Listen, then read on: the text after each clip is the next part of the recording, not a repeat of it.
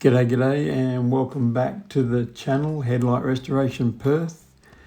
So, it's been a little minute, but I did want to just give a shout out to all the people that do make comments.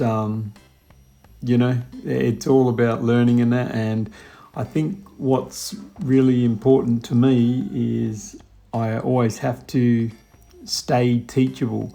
This is something that I've only just learnt over the last 8 weeks. So from watching my first video to where I am today in an 8-week period, I'm happy with where I am, and I don't know everything, and I'm a long way from it. But with the community that's being created, and for the people that are subscribing and following, I truly appreciate you. So thank you for that. But I am always open. I stay teachable, and that's the only way I'm going to grow and become better at this. A lot of people make the comments about the Headlight Pro, Restoration Pro. To be honest, I've watched every single one of his videos.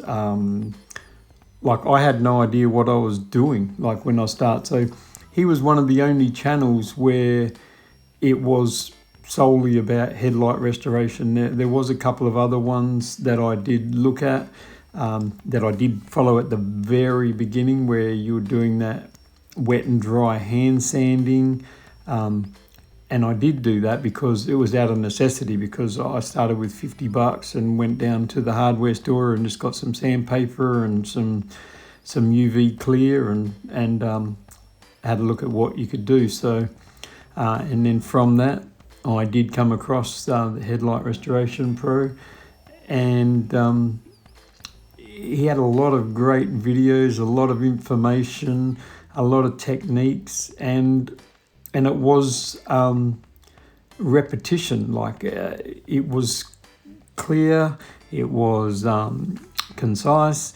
He sort of educated you, and I did. I remained teachable, and until I sort of find someone else that has a better way of doing things, I'll stick with the way he's done it. And obviously you always learn little things yourself, and you have little habits that you do and whatever. So and that's happening as well. But people that are making comments, they do mention, they say, well, you're taking over from him or something, and that's never going to happen. But success leaves clues, and I'll definitely keep learning from all the videos that I watch.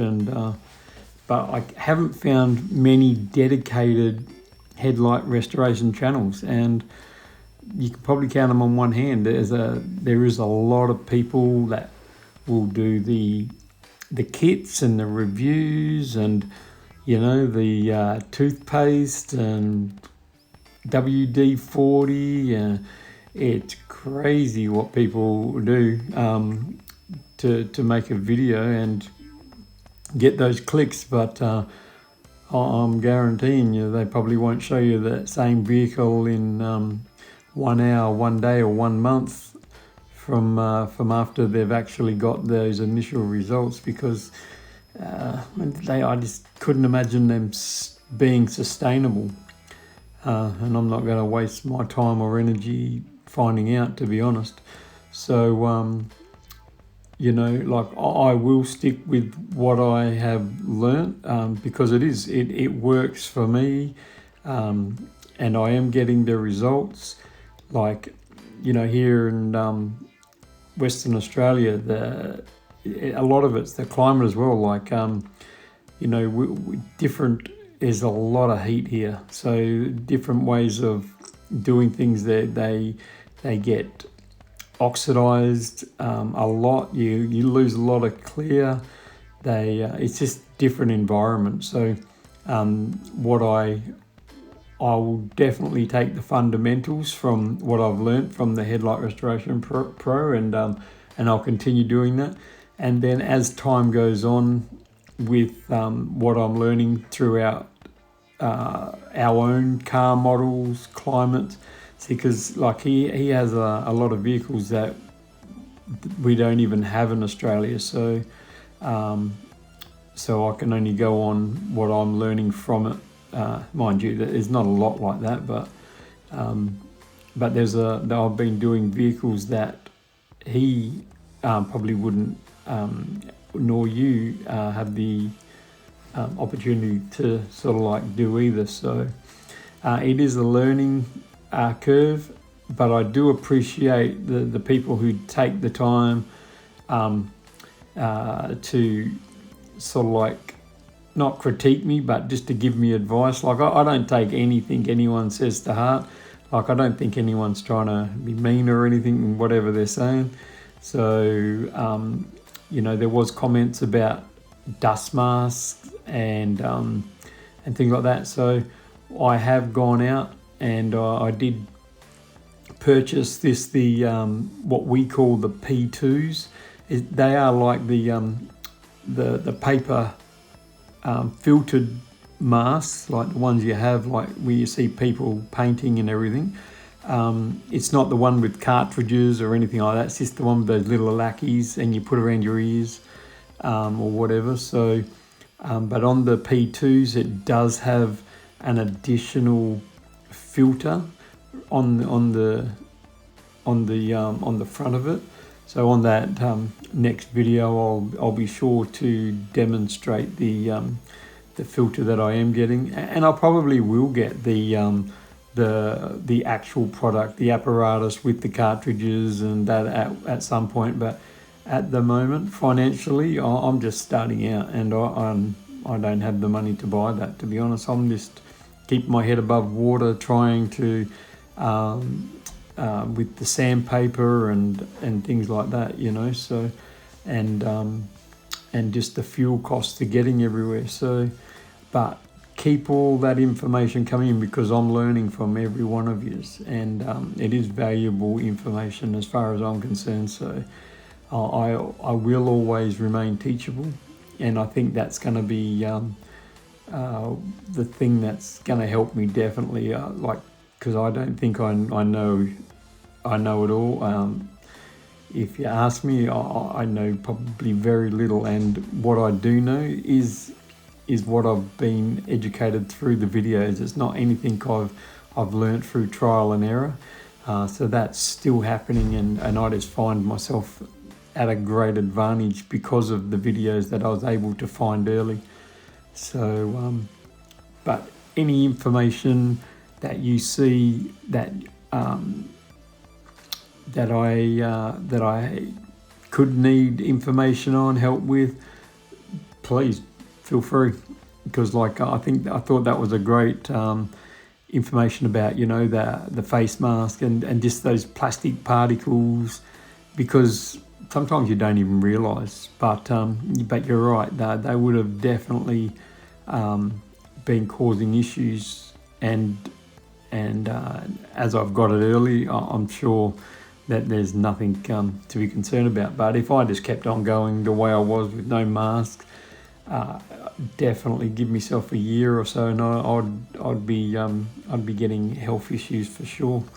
So as you can see, this was an older video that I've found that I've done. The weather hasn't been the best here, so I haven't created a new one. Hopefully over the next couple of days I'll produce another one. I know this is an older one because I'm using the drill for the buffing process, whereas I've bought a little 12 volt 7800 RPM buffer, a little polisher to help me along, and that little pistol grip, like I tell you what, for the size of it, it really does do a fantastic job. So if you are starting out doing this, or if you polish by hand, or maybe you don't even polish at all, maybe that's something you might want to add to your repertoire, because I find that when I did sand and then use that clear, I did, like, because you don't know any different, like I found it was, wow, that was a great result. But it wasn't until I added the polishing process that I realized just that extra clarity that was afforded to me by doing that. So I'm definitely glad that I do that polishing process, because what I'm going to do is on the next probably 1 or 2 videos that I do, I'm going to go back to the very first headlight or car that I did, which is my own, but like one of the headlights was done with just the wet and dry hand sanding, down to like getting the oxidation off. I did do like I used the alcohol to clean, and then I just put on the clear coat, so you'll get to see that light. And then on the other side of the vehicle is where I done the same, except I then hand polished it, so, and then that was just that touch clearer. So I'll show you all that in the video, because the video that I do will be going through the whole process that I do now with the machines, the polishing, the whole lot, and the proper clear coat. So you'll be able to see the difference through the 3 different techniques. But I do find that the one I'm doing now, by doing the sanding, the dry sanding, the polishing, using the Windex rather than the alcohol, just things like that. I think it's a lot friendlier to the lens of the light, and you do get that ending that does look a lot aesthetically more correct and pleasing to the eye. So so if you do this and you're looking at going to the machine or whatever, you'll definitely want to watch that next video, because you'll see and you might resonate with the finishing that you're getting. It might not be that crystal clear, it might be just that little hazy kind of appearance, not quite that clarity that you're wanting. And then by using the actual hand tools and things like that, the clarity that you get. So hopefully that video will show all 3 stages, the 3 results as such. So also I have been still look for those cheap headlights to gain customers from classifieds. We have something called Gumtree, like you use Marketplace, whatever. Like you can just go down to your local garage sale and someone might have some just sitting in a box, But I think when you get them, you got to realize the objective is not to sell the light. You do the best you can at getting that spot on, so people want it, and you'll get the calls and they want to buy it and everything. But that is an introduction to doing their own headlights. So I previously done one, and the idea behind it was, even so I got some cheap headlights, like I ended up paying like $30 for them, and you could hardly see through them, so, and then when they ended up, after the job had been done and everything, they really did, they come up really nice, so, and had massive interest.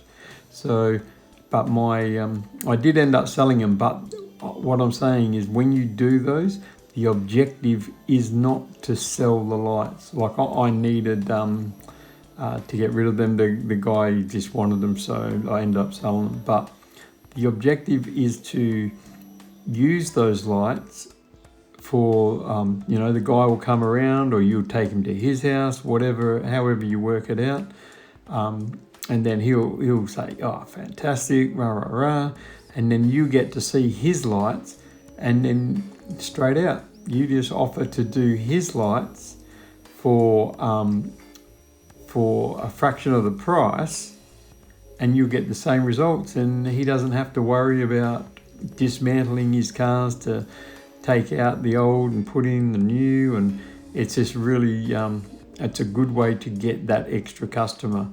So, and it really does work. So like, if you can, like, even if you had whatever lights you had, you just make sure that it's at least $50 more than what you would want to charge to do the lights on his car. So I only charge $100 because I'm happy with that. So I don't really care. It was an introductory price at first, but I'm happy with $100. Like I don't need any more. I know people charge a lot more. Some charge twice that, but I just charge $100 for a set of lights on a car. So I was only looking at making $150. I ended up selling them because the guy wanted them that much. He ended up buying it for $250, because he paid me to actually deliver them to where he was, which was a little bit of a trip away. So, but why not? So if you do that, and you do have a good set of old lights, and then you do bring them up, and then you've created some interest, always just look for $50, sell them for $50 more than what you would charge to redo your lights, and then do the pitch. I'll bring yours up just like this, mate. Save you $50, and you won't even have to muck around with your car. And 9 times out of 10, you're going to come good, and you keep those lights, and you make money, and that's it.